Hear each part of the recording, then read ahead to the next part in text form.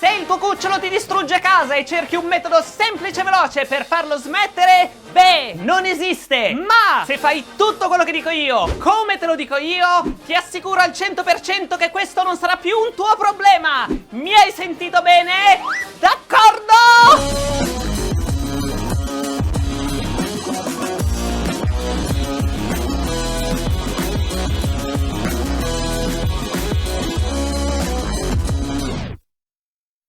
Se tu hai un cucciolo e ti fa danni, ti fa pipì in casa, non è obbediente, non è un problema per ora, perché è un cucciolo e i cuccioli fanno queste cose. Partendo dal presupposto che il cane adopera la bocca come se fossero per noi le nostre mani, quindi per interagire con il mondo circostante, il cucciolo deve scoprire tutto quanto e quindi adopera la bocca, raccatta cose da terra, spacca tutto, perché è un cucciolo e sta scoprendo il mondo. Non sa che cosa è giusto rompere, che cosa no, non sa che cosa è giusto mangiare oppure no, non sa dove è giusto o dove non è giusto sporcare coi bisogni. Per questo vi dico dovete avere pazienza, perché sono fasi transitorie che tutti i cuccioli hanno, chi più e chi meno. Sì, lo so, tu sei qui perché hai un problema e sei qui per trovare una soluzione. Ci arriviamo, ma prima dobbiamo fare delle distinzioni.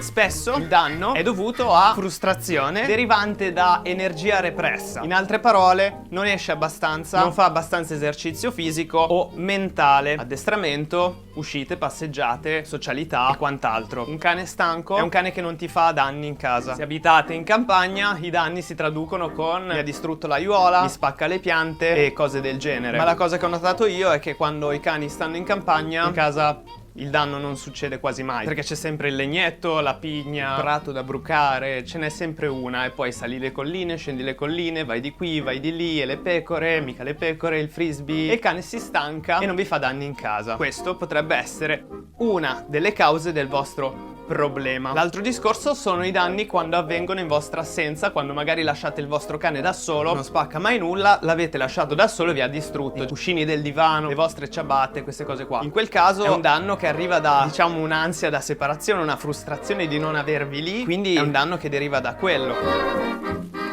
Generalmente quello che succede è questo: il cane fa qualcosa di sbagliato e si interviene per fermarlo, distrarlo, bloccarlo o addirittura sgridarlo. Qualsiasi cosa noi cerchiamo di fare per farlo smettere, in realtà aumenta il suo interesse nei confronti di quella cosa che lui non può più fare, perché diventa qualcosa di proibito, qualcosa di molto ambito. Ricordatevi che noi desideriamo quello che non possiamo avere.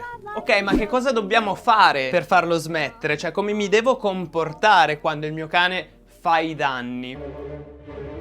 Se abbiamo un cucciolo dobbiamo già sapere in anticipo che i danni avverranno, quindi partire preparati. Quello che ho fatto io con la mia cucciola, che sto ancora facendo in piccola parte, è di utilizzare barriere, recinti, per evitare che il cane scopra delle cose interessanti che però magari per noi sono importanti, tipo documenti, portafoglio, carte d'identità, il cavo della fibra e cose del genere. Se non lo sai e parti impreparato, aspettati che la tua vita sarà un devasto. Quindi che cosa succede? Che il cane vi farà danni, mi sto annoiando, sono un po' frustratello perché non esco perché piove, sto spaccando qua, tu lo guardi, vai lì, interagisci e il cane ottiene una cosa che si chiama rinforzo, ossia ottiene l'interazione con te e quindi questa cosa fissa quella sua azione e lui o lei la riproporrà in futuro con più frequenza in vostra presenza per sfidarvi. O quando voi non ci siete perché ha paura di prendere le mazzate. Quindi è molto importante ignorare il danno. E so che è una cosa che non fa mai nessuno, perché il primo istinto di chiunque, e lo vedo da tutta la vita ragazzi, è appena il cane fa qualcosa di sbagliato: ah, beh, cosa sta facendo? Cosa sta facendo? No, non bisogna fare nulla, bisogna avere la freddezza di aspettare un attimo e poi magari distrarlo e recintare la zona, togliere l'oggetto, chiudere il cane nel recinto, nel kennel, aspettare un po' che si dimentichi e monitorare la cosa. Metterlo sempre nella condizione di evitare di essere distruttivo nei confronti degli oggetti nostri, però allo stesso tempo evitare che si crei questa energia repressa che poi sfoga nel devo fare qualcosa, devo spaccare qualcosa. In alternativa il cane deve avere sempre 1 o 2 giochi da mordere o dei momenti in cui gli si lascia un masticativo per inquadrare il morso, la distruttività in oggetti, cose che lui possa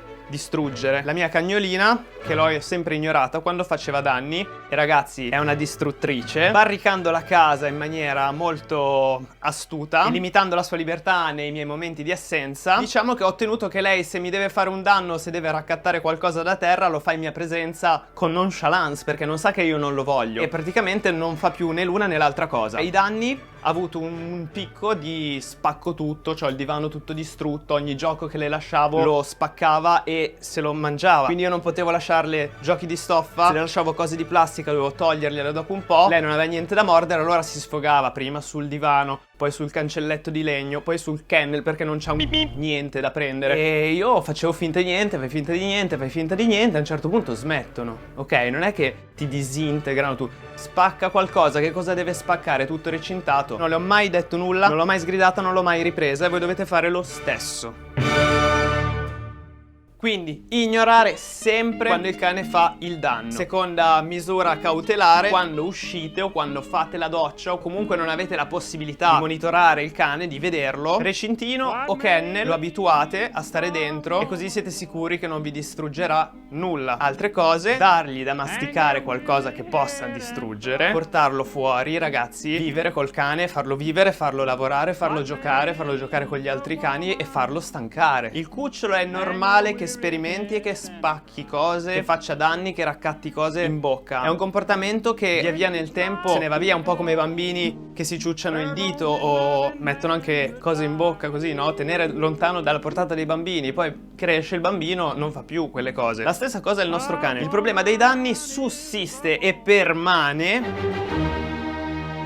se il tuo cane ha 2 anni, 3 anni e ancora spacca casa quando tu sei via, quando ci sei, è perché ottiene che tu lo sgridi, quindi rinforzo dell'attenzione, conflitto sociale, quindi sfida, che generalmente poi vince sempre il cane. State attenti a sfidare il vostro cane perché poi vi devasta la vita, perché non ha niente da fare, sta lì tutto il giorno, non ha niente da fare, dico ciao va che adesso lo faccio sclerare, gli spacco quell'angolo del mobile, no Fido che cosa stai facendo? E lui te l'ho fatta a te. E poi mi dai anche una fraccata di bazzate, ma non c'entra perché io intanto ti ho fatto sclerare, ti ho fatto capire che comando io. Oppure è per frustrazione, cioè che il cane non esce mai e ha questa energia repressa che monta e la sfoga distruggendo casa. State molto attenti perché i danni possono dipendere da queste cose, quindi che il cucciolo sta crescendo ed è una fase transitoria normalissima, che c'è una sfida, quindi comunque un conflitto sociale, oppure frustrazione. In tutti questi casi l'unica cosa da fare quando si presenta il danno, ignorarlo, non far capire al cane che a noi interessa quella cosa, non far capire al cane che ha quel potere su di noi. È tutto qua.